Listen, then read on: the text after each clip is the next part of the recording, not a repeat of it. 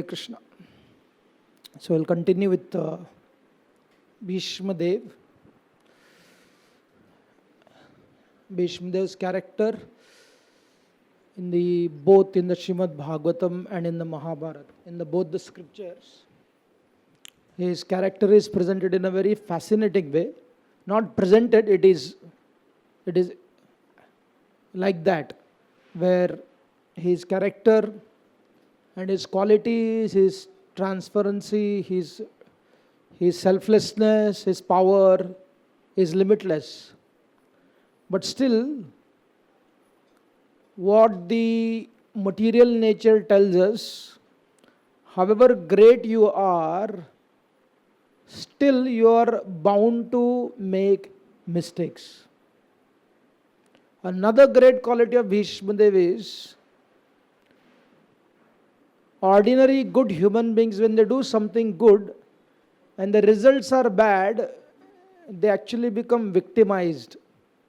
They start blaming God, they start blaming society, they start blaming everybody else. Oh, I was so good, but still, nobody supported me. But you don't find Bhishma Dev ever even once speaking about this. Even though apparently many mistakes did happen, but he never blamed anybody other than his own self. Very amazing quality. So yesterday we were discussing about the concept of fairness, kindness, fairness, kindness at the cost of fairness, and fairness at the cost of kindness. And we discussed the story of Bhishma Dev dividing the kingdom. Many times we have discussed this.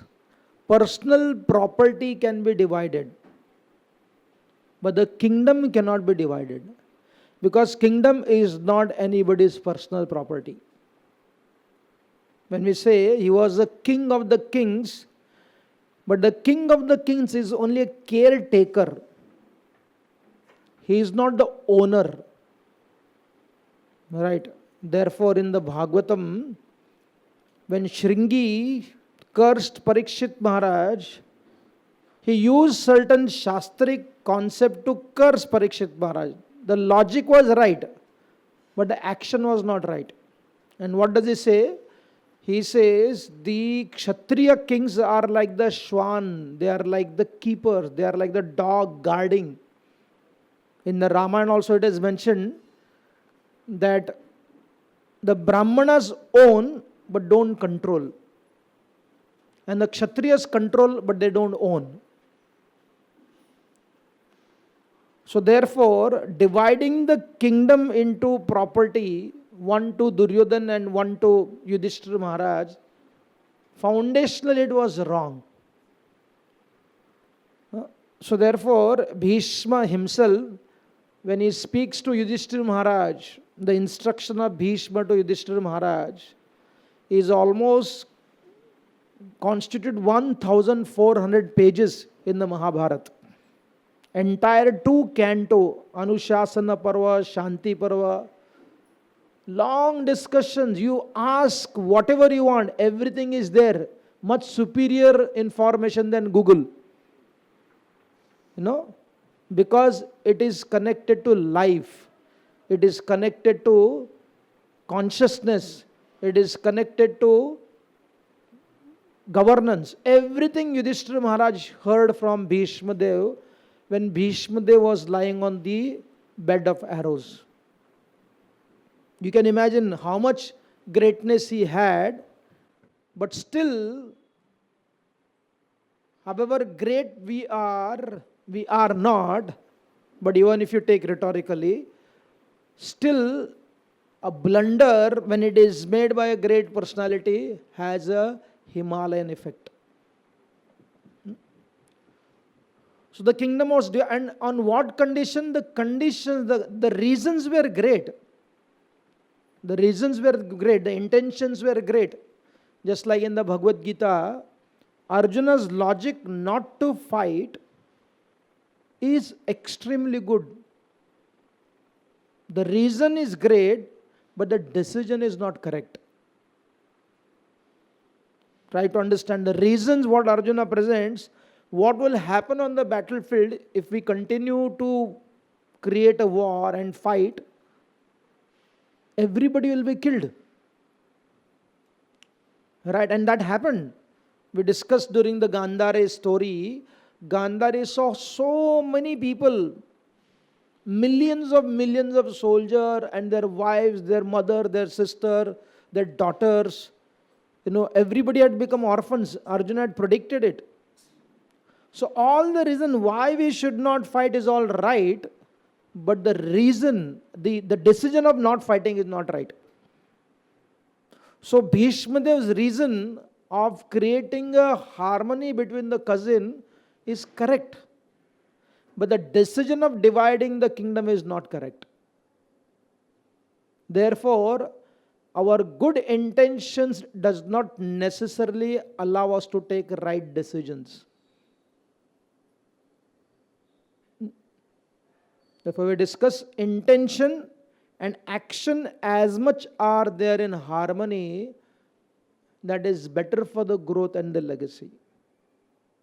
Whether it is Bhishma Dev himself or Krishna arranged Bhishma Dev to have a continuous conflict in regards to his intentions and in regards to his decisions.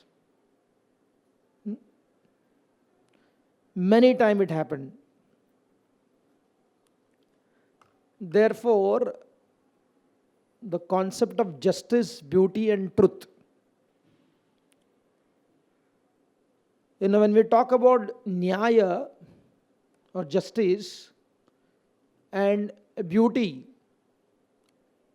somebody said when you see a garden, a man-made garden, when you go to a hanging garden, right? Or you go to Kashmir to see the Mughal garden, right? Within that garden also there is a continuous violence. Continuous violence is going on there. Because so many living entities are devoured by other living entities. And when people are experiencing the beauty, within their experience they are trampling so many insects. If you study Ramayana, when Hanumanji, he expanded his form, he became mountainous to jump across the Indian Ocean, Samudra. When he started expanding, the description what Valmiki Maharshi gives is beautiful. So many analogies, similes, adjectives, everything is given by Valmiki Maharshi. But while describing the beauty of Hanumanji's confidence, he also describes violence within that beauty. All these snakes are coming out of the mountains. Different kinds of living entities are coming out. The trees are being uprooted. The plants are trampled. Then the mountains are throwing all kinds of minerals. The description is very beautiful, but the act is very violent. So therefore, nobody can avoid the combination of these two. Violence is not necessarily wrong, and non-violence is not always right. Therefore, here a very nice quote is there: pure being means being nothing. It's a myth. When we say a pure being, means what? Actually, such concept, such personality does not exist. Because being a part of this world, we will discuss Yudhishthira Maharaj also. Yudhishthira's one more name is Ajata Shatru. Ajata Shatru means what? He does not have anyone as his enemy. But that does not mean that people did not consider him as their enemies. The irony was, his own cousin brother made him the greatest enemy. Yudhishthira Maharaj consciously or unconsciously caused anxiety to somebody else. he caused envy in somebody else's heart. Sometimes people have this, mythical or imaginary concept कि किसी को भी चोट नहीं पहुंचना चाहिए, किसी को हर्ट नहीं करना चाहिए. That does not exist. In fact, it is psychologically also proven, if there is a gap between the two children, if the child is almost like 3 years or 4 years old, if the child comes to know that another baby is coming, many times there is a fear of neglect, that my mother and father will neglect me. They start feeling it is not conscious one, it's an unconscious one, therefore it is more painful, where indirectly they start harming themselves or they harm their sibling. So that is the fact of life. Therefore, Bhishma Dev, when he was lying on the bed of arrows, it's a amazing instruction. You can write hundreds of management books about real life. He speaks fact. The very Bhishma Deva present from a different perspective, and he tells Yudhishthira Maharaj, there is a practical perspective, there is an etiquette perspective, there is a scriptural perspective, there are so many perspectives. He said dharma is one, but there are many perspectives according to different time, place and circumstances. They are not contradictory. One should harmonize. What are you seeing? Why are you seeing? When are you seeing? In one place he tells that in this world there is no love except selfishness, including the love of mother and child. हर एक व्यक्ति कुछ न कुछ स्वार्थ के लिए ही प्रेम करता है. ये सुनकर बुरा लगता है, right? Because we hear the love between the mother and child is the closest to the love of unconditional love between living entity and God. That does not mean you stop loving. Oh, because everything is selfish, I don't want to have any relationship with anybody. Like one of the philosophy of the Nirvanavad is that all relationships are binding, therefore don't have any relationship with anybody. The concept of gratitude is also a cause of bondage. Right? They go to another extreme. Bhishma Dev tells Yudhishthira Maharaj, he said the king should be seen as the representation of Lord Vishnu. But he also says in another place, not contradictory, but harmony, he says, but that very king, if he becomes brutal, violent, does not take care of a citizen, then the very citizen should bring that king into the public place. The same Bhishma is calling Naradev, that same king, if he is acting totally wrong against the Dharma Shastra, he is the king. He was a king. He was from a royal family and is telling a upcoming, the future king Yudhishthira Maharaj. And he does not hesitate to tell the truth. He said you should bring him to the public place and he should be stoned to death like a mad dog. How much empowerment was given to the subject to choose, cast a stone 5,000 years ago, cast a vote presently. That kind of empowerment. And it talks about the valor of the king. He said how much king should be valorous, powerful, without hesitation, should not forgive the enemies. But that same king, he should treat his subject. What an analogy he gives. He says he should treat his subject just like a lady treats her baby when the child is in the womb. No? When the child is in the womb, such pregnant woman, if she is raised in a good family, she is taken care like a queen. Right? Because ye mat karo, wo mat karo, child will be harmed. So similarly, a king should treat his subject as if he is a mother carrying the baby in the womb. In this way, hundreds and thousands of concept Bhishma Deva presents to Yudhishthir Maharaj. But still that same Bhishma Deva was trying to create a harmony. दुष्ट और शिष्ट का समीकरण कभी नहीं हो सकता. The evil and the good cannot coexist. There will be a continuous conflict between the two. When the Deva and Suras, the Samudra Manthan was taking place, the truce between the Devatas and the Danavas was very short-lived. In fact, before it began only there was a conflict. The Danavas said, we are superior, therefore we will not catch the tail during the churning. We will only churn from the face of that Vasuki. Otherwise you are insulting us. And they came, to the face of Vasuki, and what happened? All the poisonous the snake poison started killing them.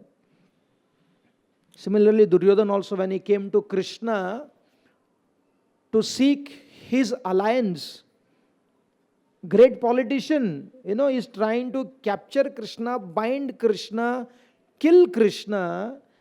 But when the time came to collect his army, he comes to Krishna, to Dwarka. That's what I said. Politicians have great humility.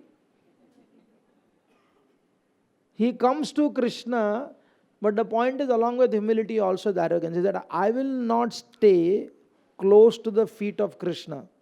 I will sit near the head of Krishna. And Arjuna comes and sits near the feet of the Lord.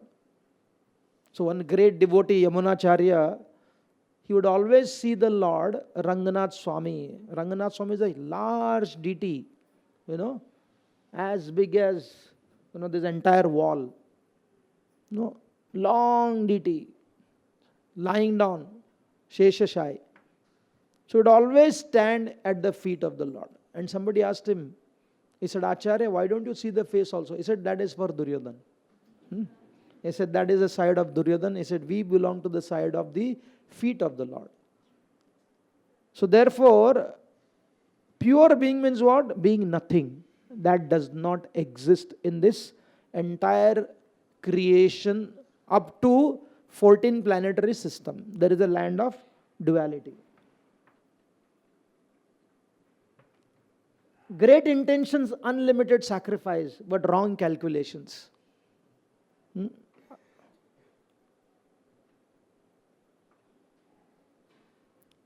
So therefore, it is explained, Plato, Greek philosopher, said philosophy means two things. Very interesting. Think clearly, which is metaphysics, and rule wisely, which is politics.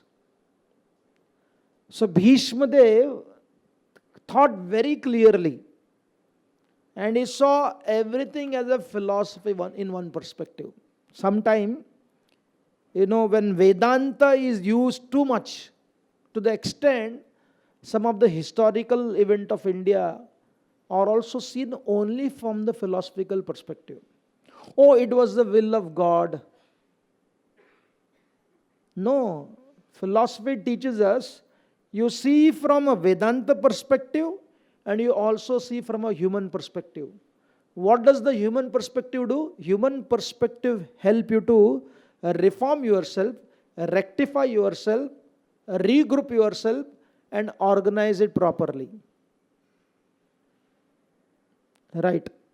When the 12,000 Brahman Vaishnavas were slaughtered by Malik Kafur in Ranganath Swami temple, right? They tried to protect their deities and they could protect, but at the cost of losing 12,000 Vaishnavas.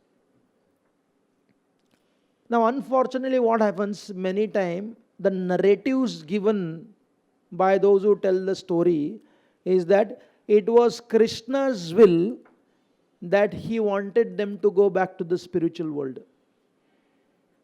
That may be one perspective, Vedanta perspective is there, but the human perspective is what? that you should take care by guarding your place as strongly as possible.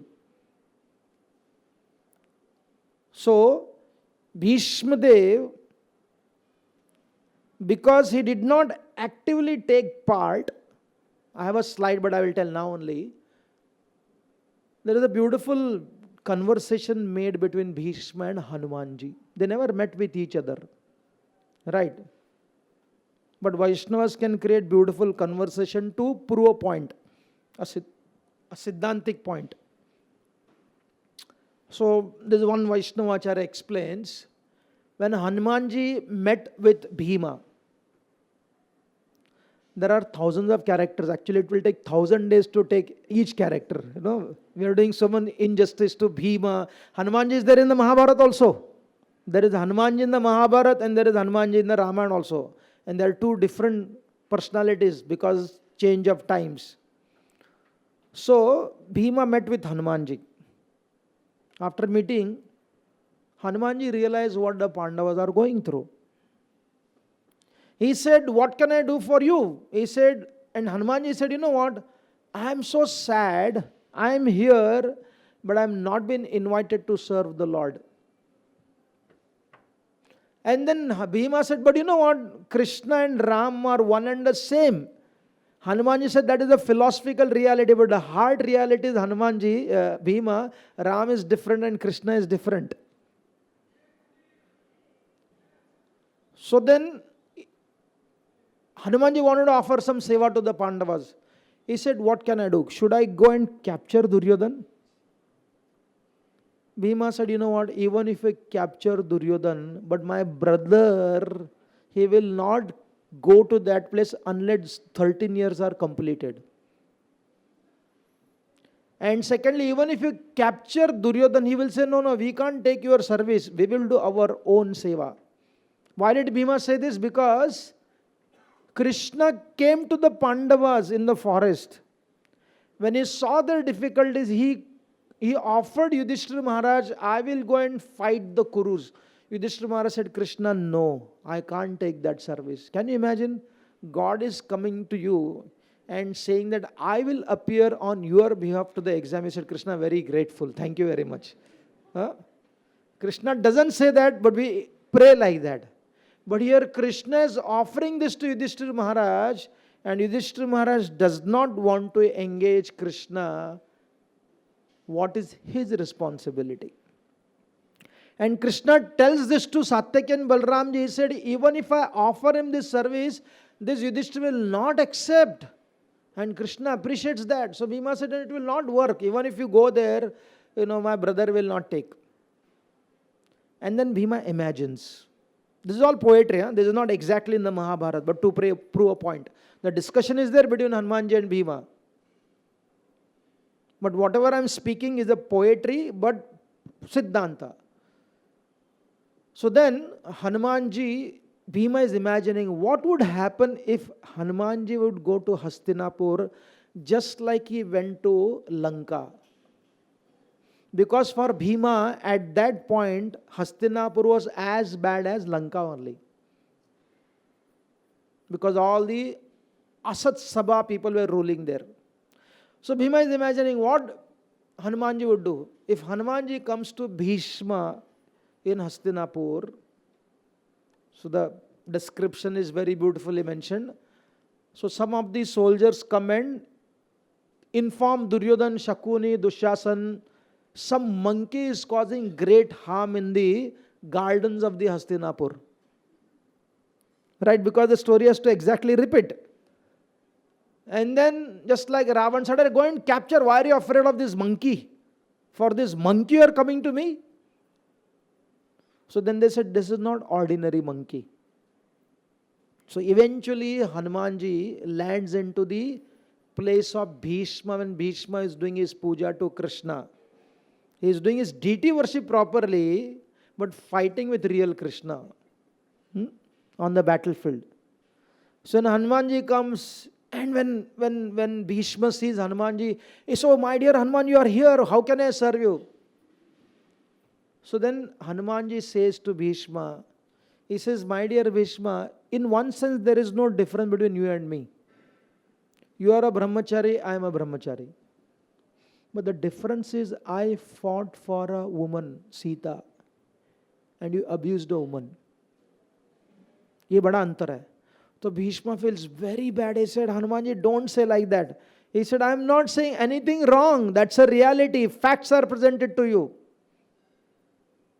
He said, how could you not do anything about this? You should have done something about it. And then Hanumanji is telling, he said, today I am going to capture Karna, Dushasan, Shakuni and Duryodhan and kill them instantly here only. Bhishma said, you know, Yudhishthira Maharaj will not accept it. Then he said, okay, then I will capture Duryodhan and bring him to Yudhishthira Maharaj. He said, that also will not accept. Hanumanji said, I know.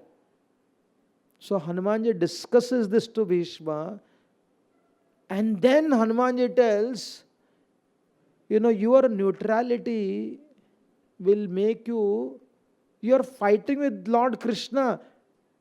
So Bhishma becomes panicky. He feels that, oh, Hanumanji is predicting what's going to happen in the future. And he starts shivering that I will not do like that. How can I fight my very Lord? And that was another dilemma for Bhishma. You know, he got stuck to his vrata of protecting Hastinapur, protecting the king of Hastinapur. When it came to protecting the king of Hastinapur and protecting Hastinapur, that became a priority, and to make happen that, he consciously or unconsciously started shooting at Krishna. Very interesting. So therefore, when there is a philosophy of life and there is a politics which is ruled wisely, then one becomes Yudhishthira Maharaj. No? Therefore, it is explained, Bhishma was so obsessed with his vows, which only created reverse, bad consequences. But Krishna broke the vows and he built a beautiful culture. Therefore, it is said one should break the vows like Krishna and one should protect the vows like Rama. When Rama protected the vows, it only created good governance. Vali was killed, Ravan was killed, Sugri was established as the king. So, Rama protecting the vows did not cause any harm to anybody. And Krishna breaking the vows did not cause harm to the dharmic people.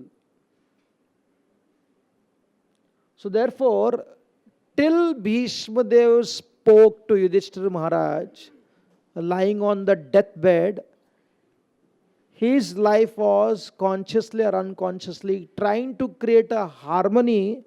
Instead of creating an integration, it created isolation. Therefore, dharma is not an isolated concept. It is not imaginary concept. It is not based upon simply intentions. There has to be intention, there has to be intelligence, there has to be strategy, there has to be right kind of advices. When all of they come together, that gives rise to right integration. When there is an integration, what does it do? It creates a small amount of conflict for small amount of time, but that small conflict gives rise to a longer integration. So let us see few of the events of Bhishma's life. Arranging the marriage of his father, reverse connection. A son cannot take the responsibility of father's marriage.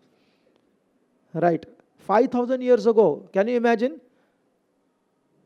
When a father is tormented because he has fallen in love with Satyavati, but he cannot marry because the condition of Satyavati's father is that only my daughter's son will be the future king. his aspiration became more greedy. He had a good opportunity that his daughter was about to be the wife of a king, but he was expecting her to be a queen. पत्नी बनने में इतना बड़ा अवसर मिल रहा था, लेकिन वो चाहता था कि मेरी पत्नी रानी बनना चाहिए. So Bhishma's father Shantanu could not accept this condition because he knew Bhishma is already grown up. I have to coronate him as the king, and now he is making such a claim that only my daughter's son who has not come also. What is the guarantee? Even if he get married, what is the guarantee that child will be born? So how could he promise?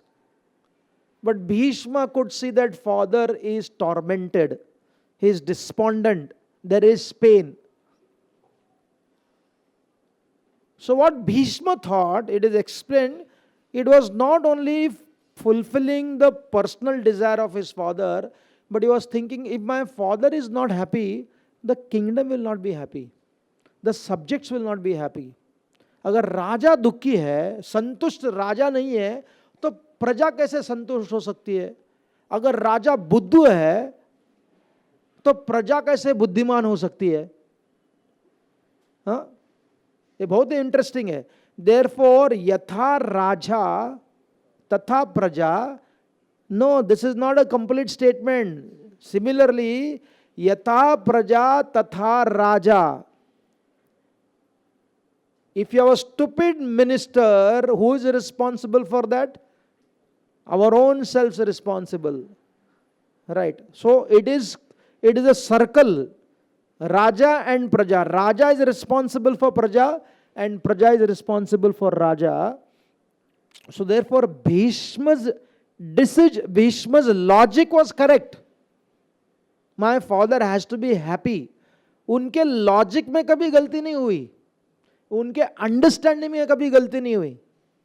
But his decision of getting into their personal life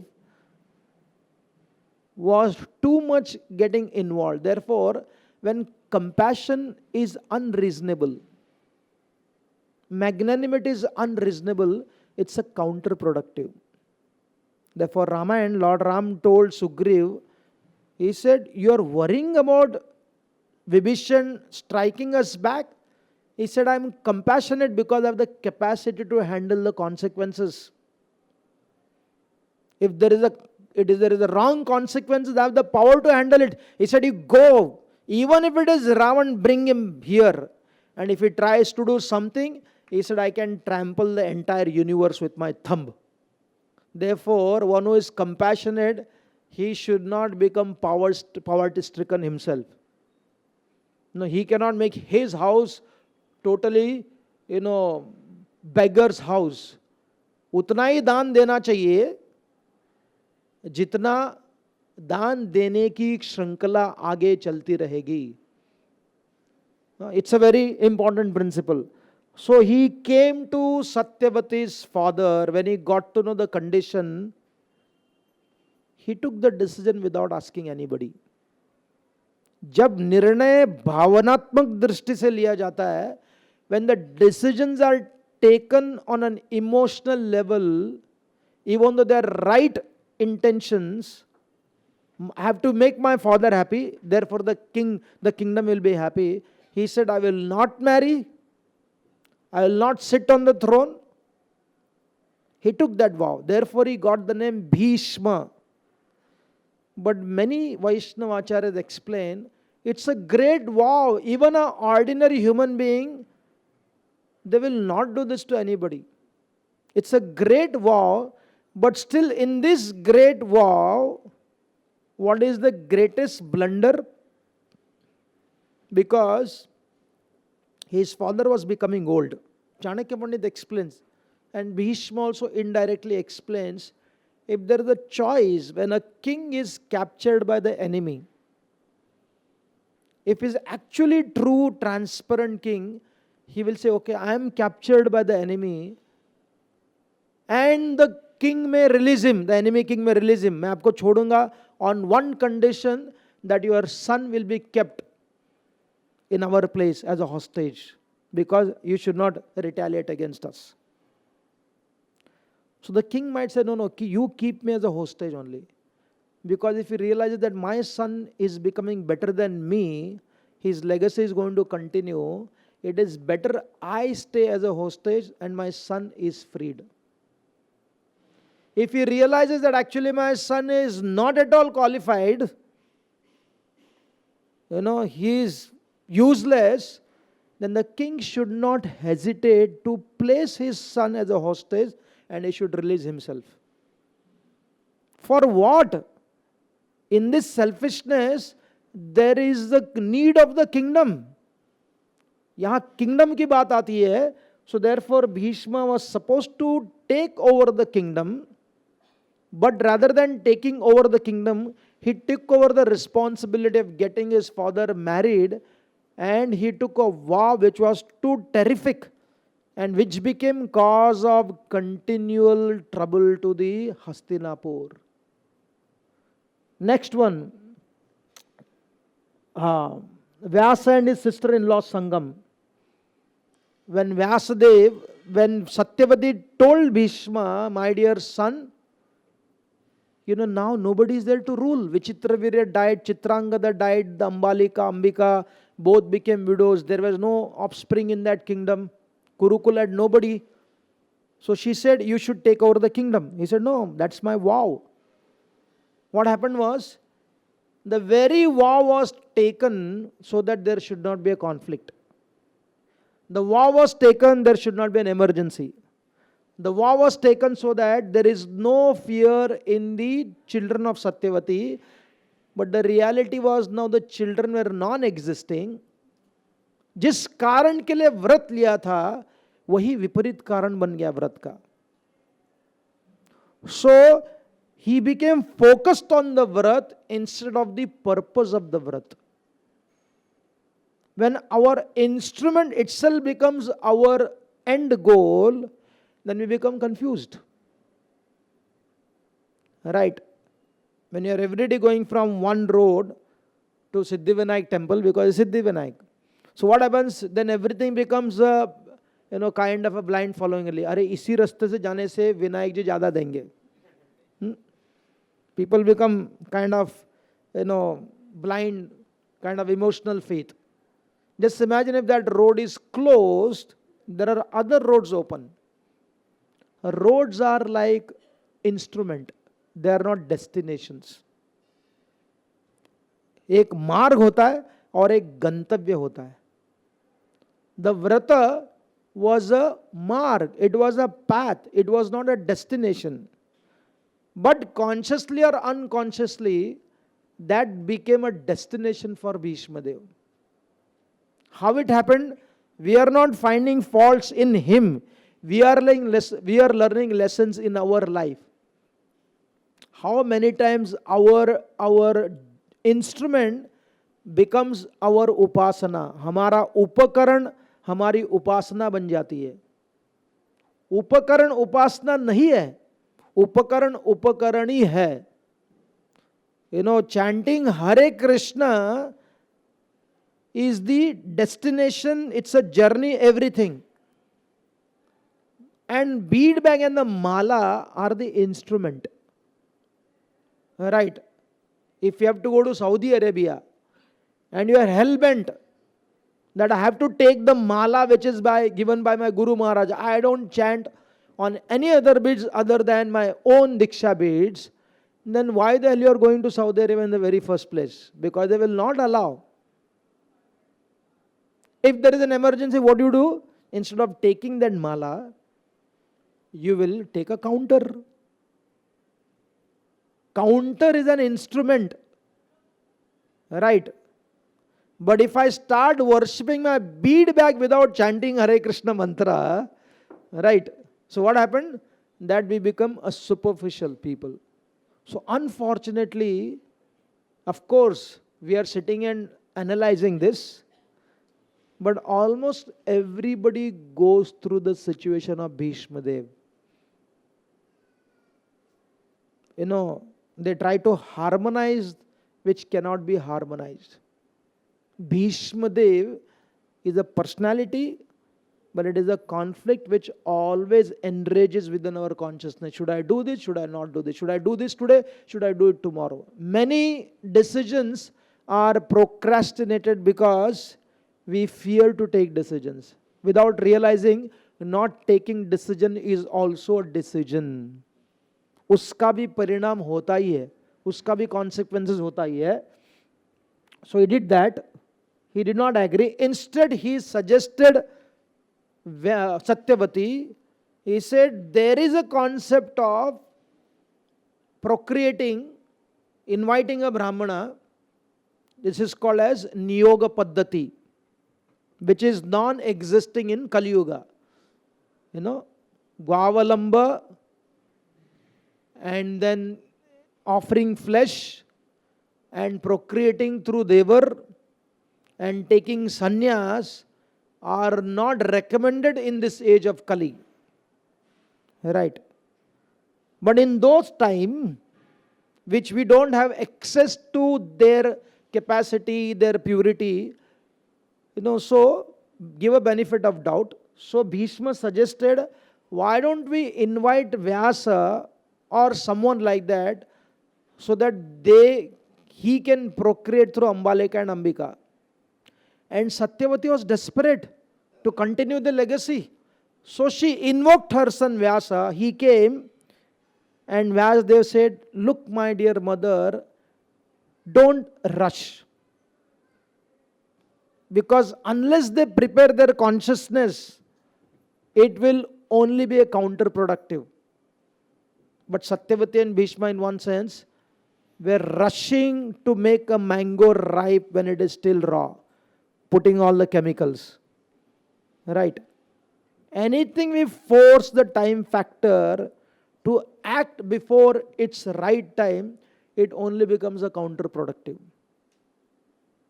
When we want to rush so fast, we do not respect the concept of time factor only. Rushing, it's a deadline. 15 दिन में करना ही है. मेरे जीवन में I need to see what I have started. If you go and see Channakeshwar temple in Belur and Halebeedu, marvelous temple. It was started by Vishnuvardhan. He was a king of Hoysal clan, ruling almost 60% of now Karnataka, some part of Tamil Nadu, some part of Kerala.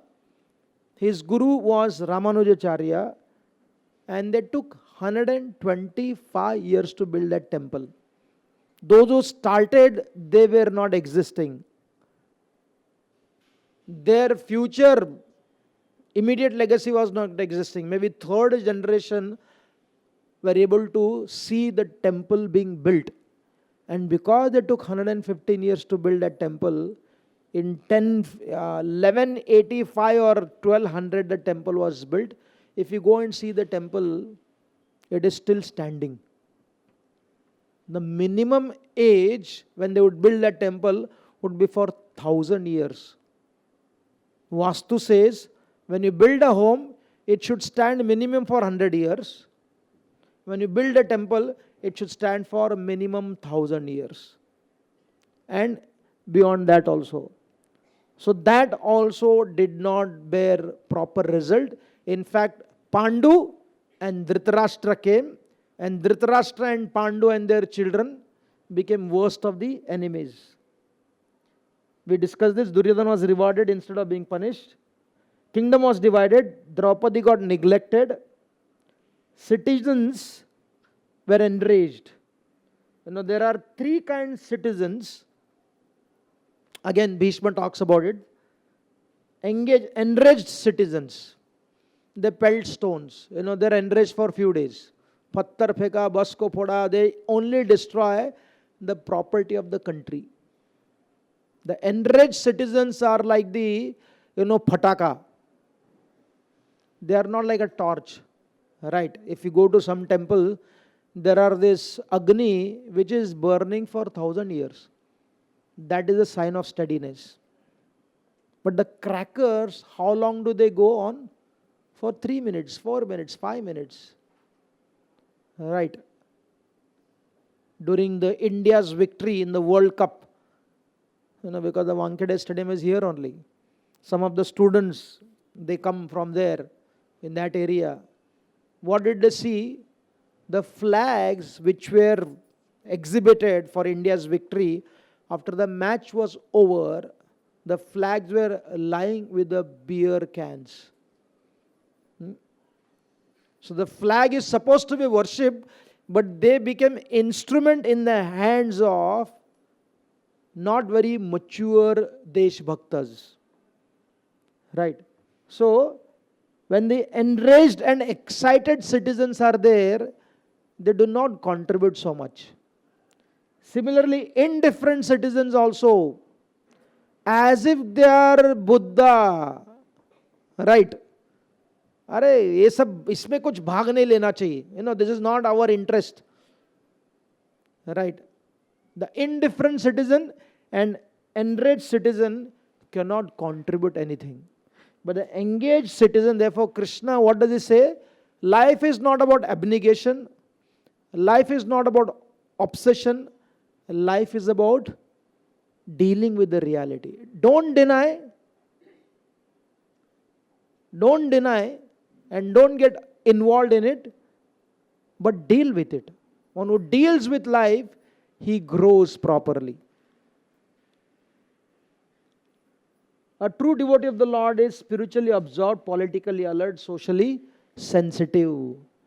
So Bhishma Dev, unfortunately, again not Bhishma Dev, the thought process, in one sense politically was not very alert. Socially not sensitive. When Draupadi was being disrobed, they had the power. Bhishma, Drona, Krupacharya had the power to basically instantly, one who can fight Parshuramji for more than 20 days. Can you imagine fighting Parshuram more than 20 days? Where Parshuram traveled 21 times, destroying all the Kshatriyas. And the Kshatriyas were so afraid of Parshuram, they would either run away or they would basically change their caste, become Brahmana, because then he will not kill you, or get married when Parshuramji is coming. Parshuramji had vowed that I will not kill a marrying Kshatriya. I will not kill a Kshatriya who is surrounded by women. There was a king in Raghukul, his name was Nari Kavach. नाम था उसका, like a nickname पड़ गया था. Because whenever Parshuramji came, he was protected by the women. And Parshuramji said, my God, I can't kill such a personality. And he would go away. And he was the ancestor of the Raghukul. And Dasharath Maharaj, what he did was, whenever he got to know that Parshuramji is coming, his guru, Vashishta is a great guru, he said, get married. Whenever Parshuramji came, he saw Dasharath Maharaj getting married. Therefore, Dasharath Maharaj had 350 wives, other than the three queens, Kaushalya, Sumitra and Kaikeyi. No, why he married? It is there in the Ramayana, Valmiki Ramayana, 353 names are there, and Vishnu Puran talks about this story. So therefore, one who is absorbed, alert and sensitive, only he becomes a successful personality in this life and also achieves perfection. You are free. We discuss this also. If Bhishma says that you are still controlled by your husband, then she becomes slave. And if he says you are free, then she becomes widow. So that was one reason he was not able to say. But the point we discussed, Draupadi was not looking for logic. Draupadi was looking for protection, which was not provided by anybody. Just imagine when the protection was her core need and nobody provided her. Eventually, Krishna sent her a sari without personally appearing. The Lord did not personally appear. In fact, the Mahabharata says, and many great poets says, the Lord expanded as a sari. भगवान ही वस्त्र के रूप में आ गए. And he protected Draupadi. After protecting Draupadi, then eventually they come to the forest. This is one of the beautiful stories. However many times you hear this, it's very sweet.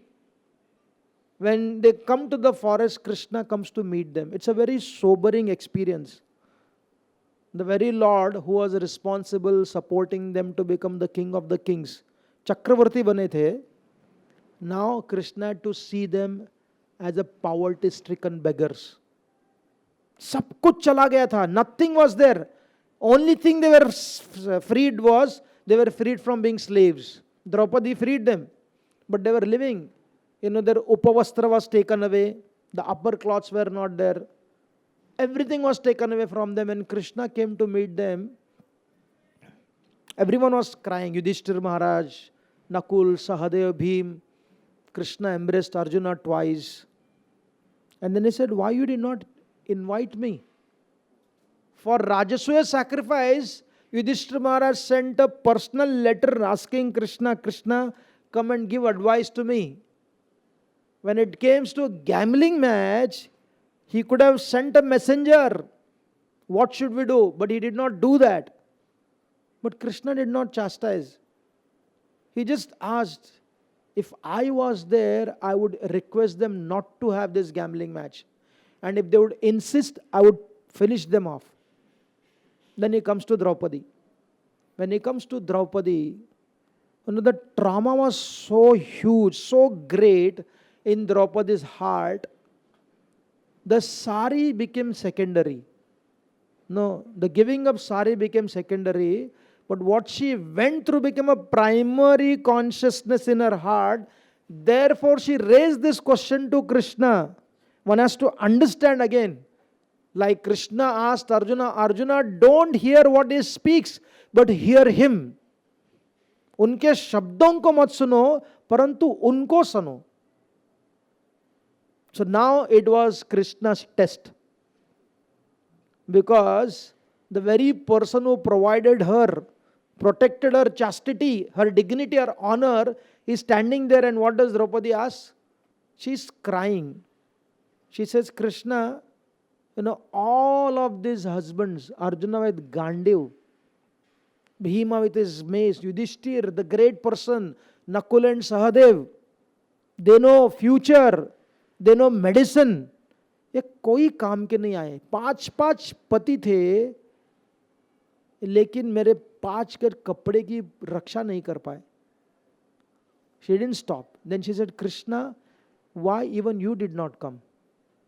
You should have come to me. You should have protected me because of 4 reasons. Because I was your friend. I am your devotee. I am not born ordinary. And I am a queen. For this 4 reasons you should have come, but you also did not come. Why, Krishna? So do you have the right to question Krishna? Yes, if you have that deep relationship, you can challenge Krishna. You can be angry with Krishna, but you don't have, not right, I'm saying you can do anything if you want, but that is not good for us. We don't have the choice of cutting relationship with Krishna and cursing Krishna. But the beauty of Krishna is, he could have been mad.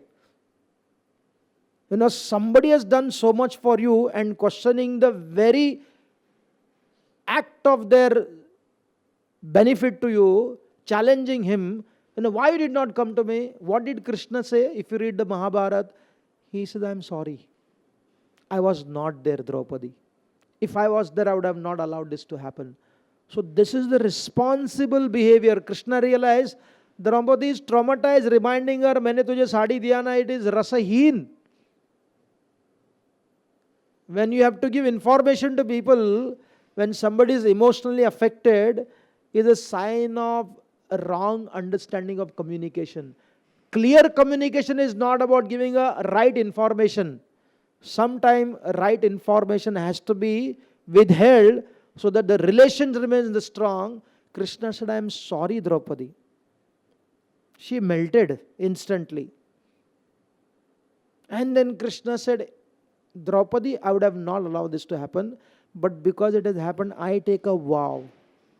मैं व्रत लेता हूं. I take a vow that whoever is responsible for this act, everyone will see death after 13 years. That is my vow. He said the Himalayan mountain may come down crashing. The sun and moon may stop doing their activities. The wind may start blowing, but my vrata will not go in vain. What do you think Draupadi did when she heard this? When somebody is affected pain, giving them philosophy, this is your karma only, there is no greater terrorism than that. To say that, to give them a philosophical aspect, you are suffering because of your own karma, that may be the truth. But that truth is as violent as somebody shooting you. In fact, it is more violent than shooting with the bullet, because bullet only kills you. But this kind of word traumatize you for many lifetime in one sense. That is the beauty of Krishna. He kept the facts in the corner, because facts have a negative impact many times. And he begged forgiveness from Draupadi, and as they explained, Draupadi started crying tears. There were tears in her eyes. And as they so beautifully explains, Draupadi wanted to offer something. There was nothing to offer. भिखारी बनी हुई है, अभी तक पात्र भी नहीं आया था. Right? So what she offered, there was nothing to offer. She offered the tears from her eyes. That is what the water Krishna is asking in the 9th chapter. Patram pushpam phalam toyam is not the Bisleri water. No, it is not the Ganga water what we bring. Oh, मेरे पास 108 पवित्र जल के तीर्थ है. Yes, that is also very good. But the point is, when a devotee cries genuine tears with affection, those tears are more sweeter than the nectar for the Lord. And that is what Vasudev speaks about this. So therefore, here unfortunately, Bhishma, the greatest of the devotee of Krishna, was not able to understand this. Dhvani, but was not heard. Hanuman and Bhishma. What Draupadi actually needed to get protection, what Bhishma did, responded to question. And even that question did not benefit her. Why Bhishma fought on side of the Kurus? Dharma or kingdom? I quoted this, Plato is dear, but dearer is truth. No, this is a Greek language. Principle centric or person centric?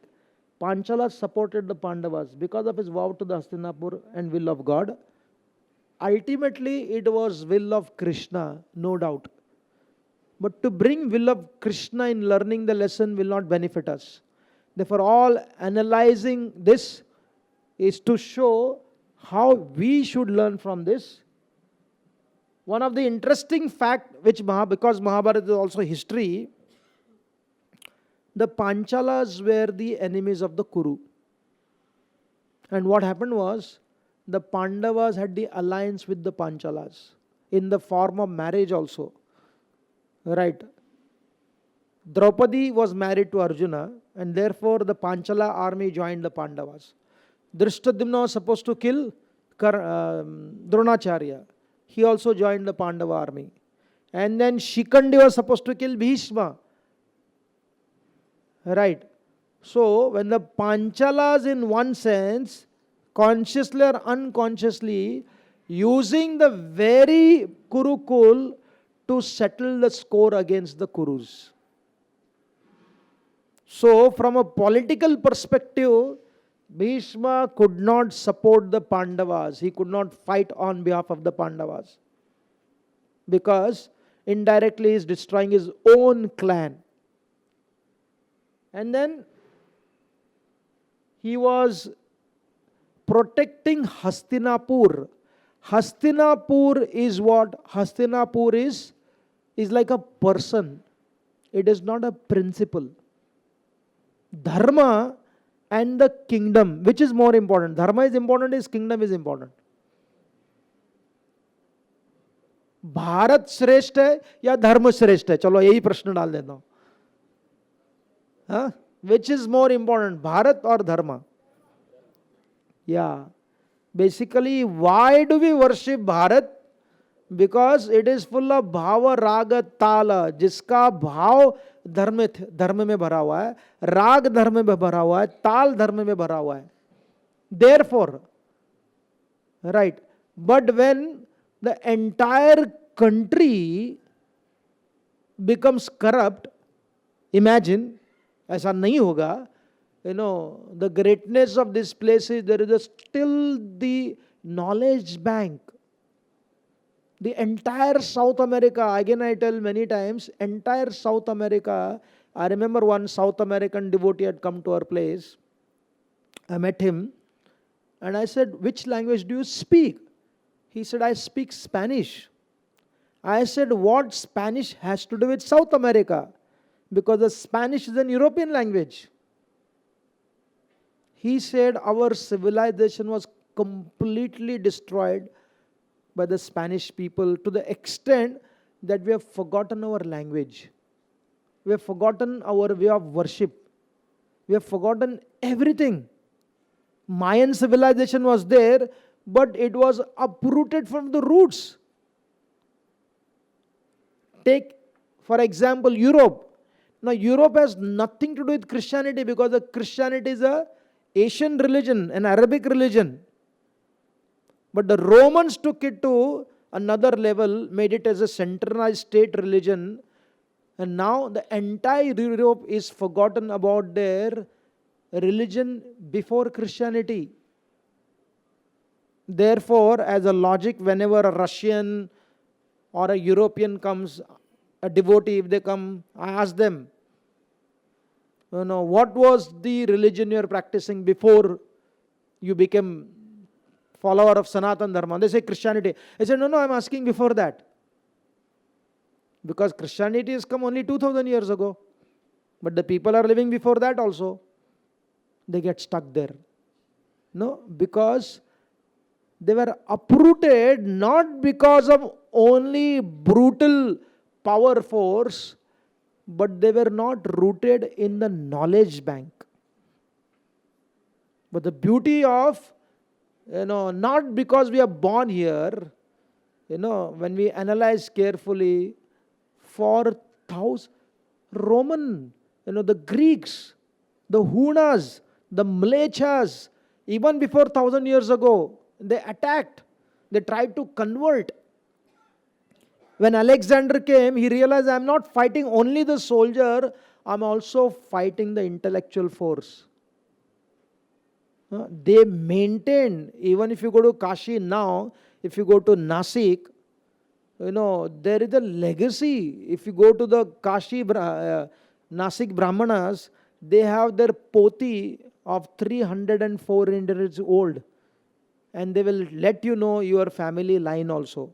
Especially if you are a Sindhi, if you are a Punjabi, because in Nasik, certain community people from India would come to perform their, last rites of their ancestors, perform Shraddha, and the priest will say, okay, you family go to that place.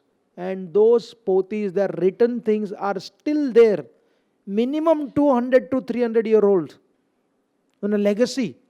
Right.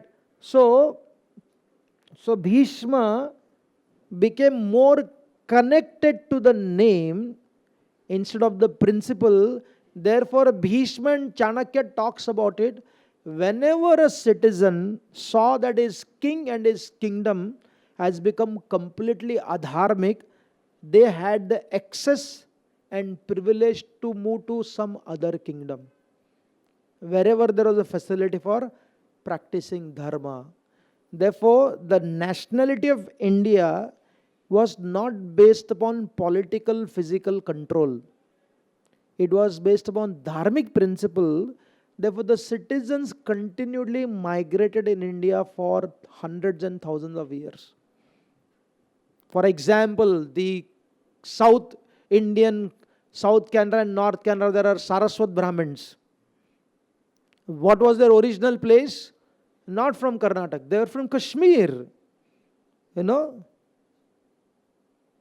If you talk to, there are Reddys in Karnataka, in North Karnataka, near Belgaum, there is a Bagalkot. And where did they come from? Some Andhra Pradesh, right? The migration back and forth, if you talk to the Kurgis in Karnataka, no, I'm quoting, sorry, Karnataka example because I belong from there. So they also came from some other distant land and they settled. So continuously moving based upon the need of surviving their civilization. Therefore, the word Braja means to move on. Don't become stagnant. You keep moving so that you can survive. Right. So, unfortunately, Bhishma became more concerned with protecting the place instead of protecting the principle.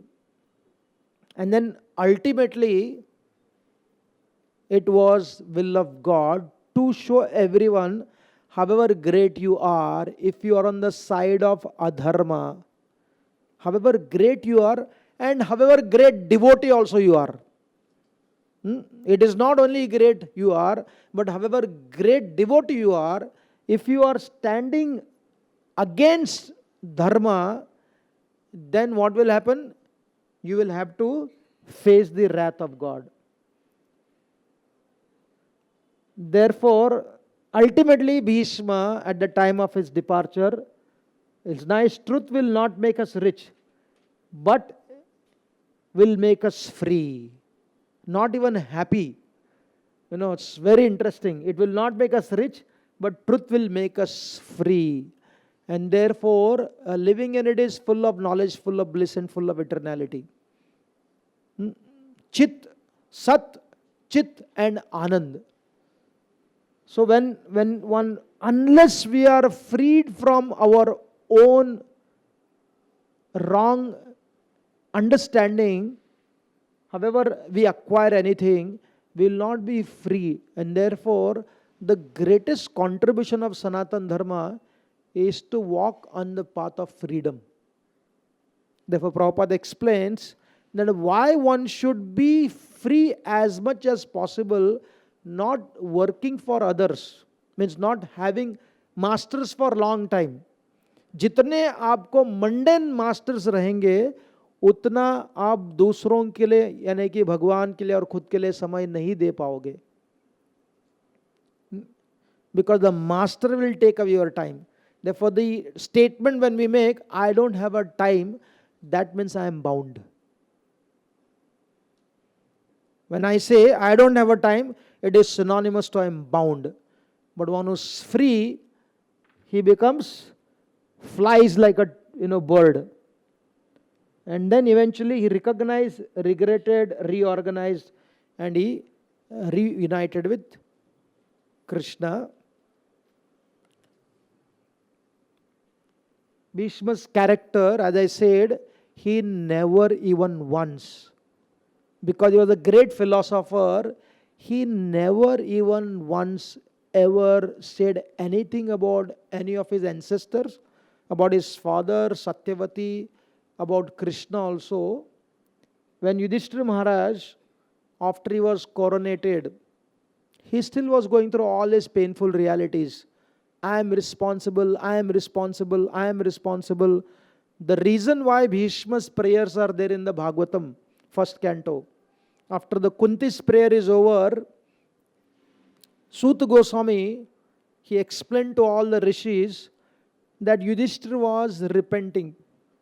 He said, the kind of crime I have performed, I've killed millions of people. He said, for the right reason, for a dharmic reason, you can kill. But this rule does not apply to us. I only because of greed and power am responsible for killing millions of people. And this reaction will come to me, and I cannot be freed from this for many millions of lifetime. I am so cruel. She was crying. Just see Yudhishthira's consciousness. We do little devotional service and we say, Krishna ke liye sab kuch chalta hai. We justify our wrongdoing and feel very confident, doing it for Krishna. It's okay. For Krishna's service, you can step on. on somebody's head also. Krishna personally inspired Yudhishthira Maharaj, but even after that, Yudhishthira Maharaj, to play very safe, consciously and intellectually, was willing to take the responsibility. Then Krishna decided that Yudhishthira has to hear from Bhishma Dev. And one day, Yudhishthira saw Krishna was sitting and meditating. And Yudhishthira Maharaj was shocked. He said, Krishna, everything is controlled by you. What are you meditating upon which is beyond you? You only meditate on something which is not within your control. Right? किसके बारे में आप चिंता कर रहे हो, चिंतन कर रहे हो? He said, if I am qualified to know, can you please tell me? And what does Krishna say? He says, my dear Yudhishthir, I am meditating upon that person who doesn't have any contamination. उसमें कोई मल नहीं है, उसमें कोई मल, no contamination.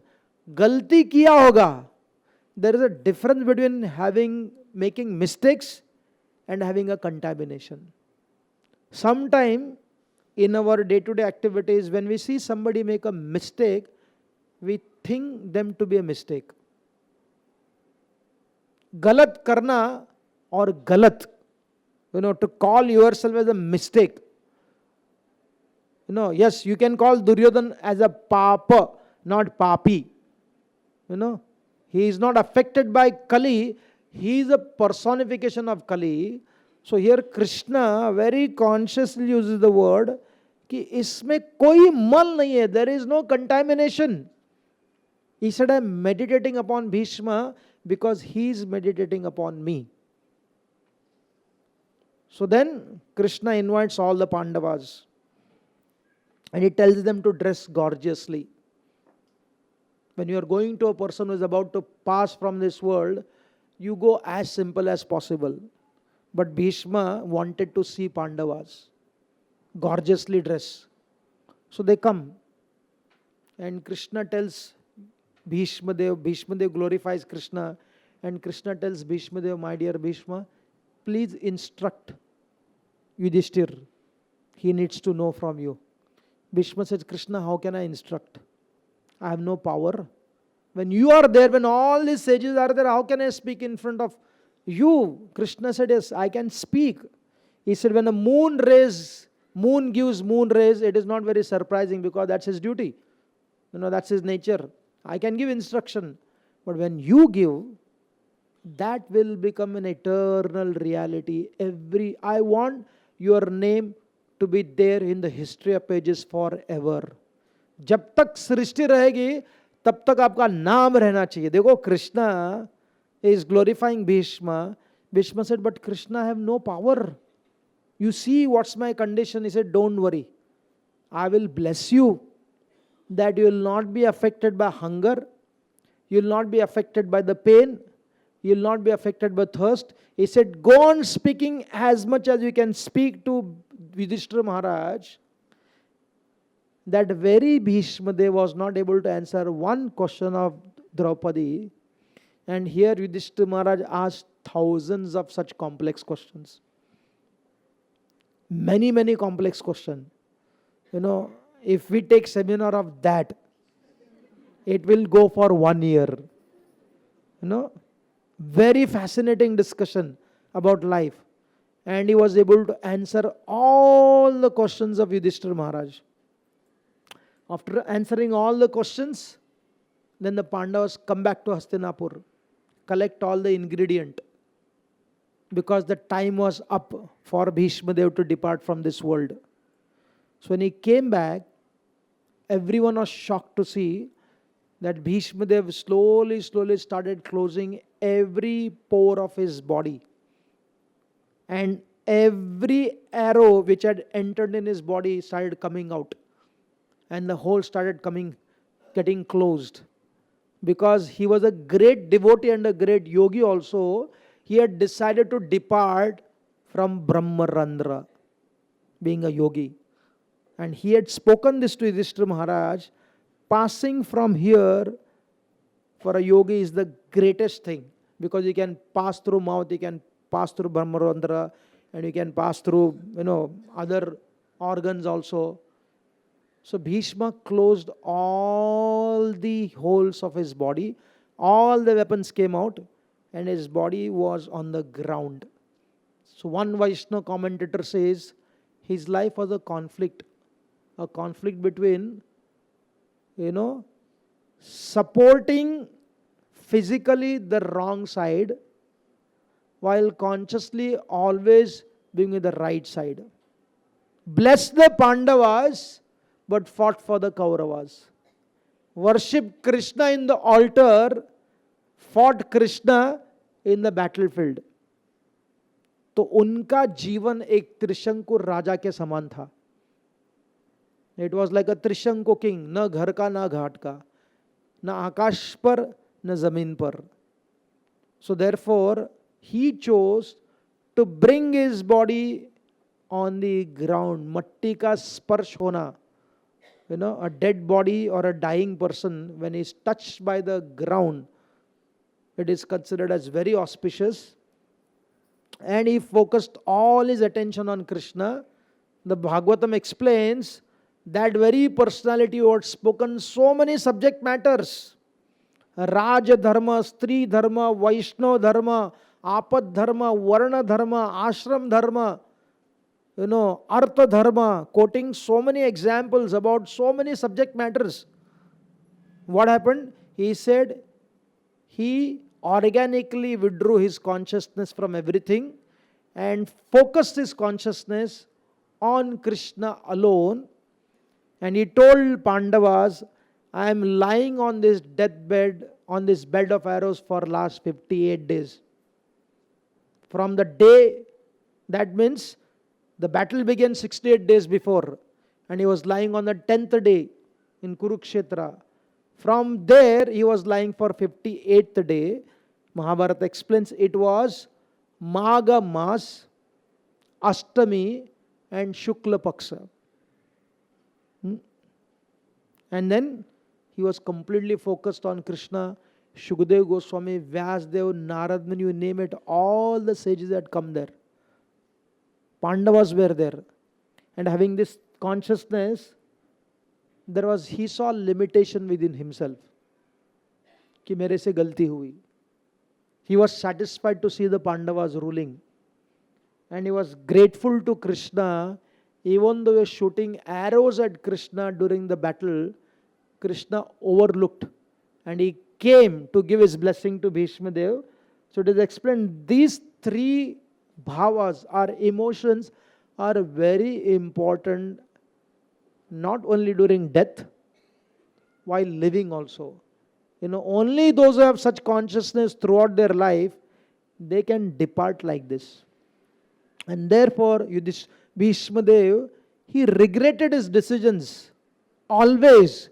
Therefore, he never complained against anybody. Because of this consciousness, Krishna was also there, and he departed from this world. And Krishna's vision, Krishna saw fault in Bhishma, but not at the cost of his devotion. Krishna saw his devotion, but not at the cost of seeing his faults. Therefore, Krishna was able to see Bhishma Dev as his own child. That's a personal relationship. And Krishna was able to see also Bhishma as a misguided statesman, circumstantially. Krishna was able to see the circumstantial fault and told Arjuna, shoot him. Not shoot Bhishma, but shoot Bhishma's faults. Right. Very important that Krishna saw faults in Bhishma, but not at the cost of his devotion. He did not cancel his devotional service. Because you made this fault, you go to hell. And because you are my devotee, therefore you don't have any fault only. No. This is the vision of the Supreme Personality of Godhead. Therefore, one should not fear. On the very first day we say, we are not here in the spiritual culture to become faultless, to become a superhuman being, having no faults. Oh, this personality is free from all faults. that is not possible. At the same time, we are not here to justify the mistakes what we do in the name of, because I'm a devotee of Krishna, anything is okay. Right. So Bhishma Dev taught this principle to us, that if you do wrong, the arrows will come of Krishna. But while doing wrong also, if you engage in devotional service honestly and sincerely, Krishna will come to you. His arrows will also come and he will come to you. In this way, that great personality Bhishma became immortal by his behavior, and Krishna is understood more clearly by seeing the character of, his encounters, his interaction with Bhishma Dev. Therefore, anyone who is departing, Lord Chaitanya Mahaprabhu, when Haridas Thakur was departing, they narrated and they remembered the pastime of Bhishma Dev's passing away. Therefore, it is always recommended, because we can pass any time, right? And Bhishma Dev speaks this to Yudhishthira Maharaj also. He said, when people say shockingly, "Arey, abhi to tha, kahan chala gaya?" He said, they don't realize the nature of this world. This is also spoke to Yudhishthira Maharaj. But while saying this, he said, when you know life is so flickering, but don't stop performing your swadharma. He said, you do not have the right to stop performing your swadharma, even though you may leave this world in the next moment also. She was able to harmonize. Therefore, it is our great good fortune, born in this land. We have such stories, enlightening, entertaining, helping us to create a legacy of our own life and legacy of those who are connected to us. Mahabharata, Ramayana and Bhagavatam. Chanakya Pandit said that Mahabharata is there to teach you how to live in this world, Ramayana is there how to lead in this world, and Bhagavatam is there how to love God. When we harmonize these three, alert, sensitive and absorbed, then we follow the legacy of those people about whom Bhishma Dev was satisfied, and they are the Pandavas. Thank you very much. Hare Krishna.